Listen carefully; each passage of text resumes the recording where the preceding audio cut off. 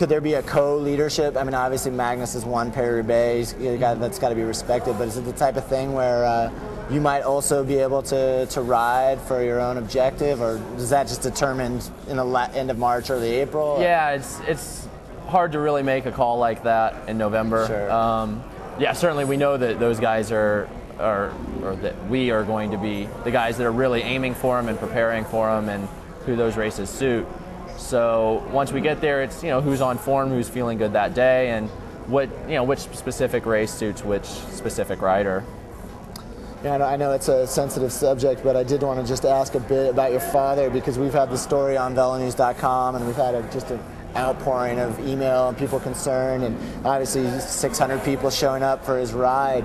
And what people who are watching, what can you tell them about how he's doing and what it's been like for you? Well, first, I have to say thank you to everyone. It's been amazing, the amount of support we receive, not just from our local community where my parents live, but, worldwide at this point via the cycling community. It's incredible with emails and phone calls and posts on blogs, and, it's great, it's incredible to see the way they can come together for someone, and I know it makes such a difference for him to know that there's so many people who care, and it's not an easy time. It was a serious accident, and it's going to be a long road to recovery for him for sure, but the support helps along the way.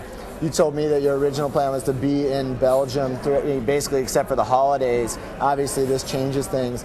Any idea when do you envision yourself now in the U.S. sort of through the new year and all the way into California?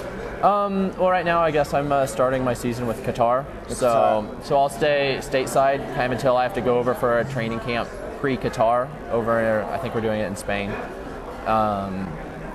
But yeah, so I'll stay here a little longer than I'd originally intended, so I can be around, help out with whatever I can for my parents.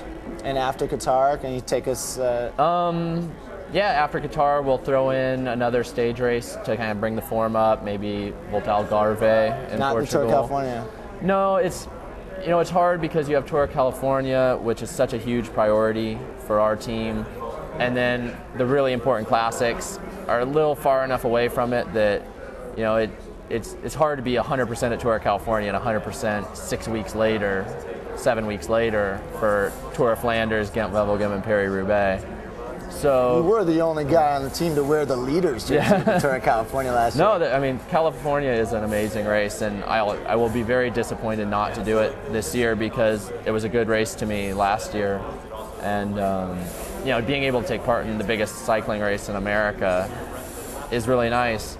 But this year we're going to try with a bit more of a European-based preparation and really target the classics. And we also know that things change. We saw you at the Tour de Georgia, and that was originally not on your schedule. No, that was a bit of an add-on. Yeah, so you did the classics, and I don't remember, one of the riders was injured or sick, and all of a sudden, a few days before the race, hey, you're racing the Tour de Georgia, so things can change. Yeah, no, in pro cycling, race programs are fluid. You build something and you plan for it, but you take it with a grain of salt because someone gets hurt, someone gets sick, or I get hurt or I get sick, or I'm on really good form, so I should go to this race while I'm on good form and keep it going, kind of a thing. You never know. Yeah, well, I know that the 2008 season had some ups and downs for you.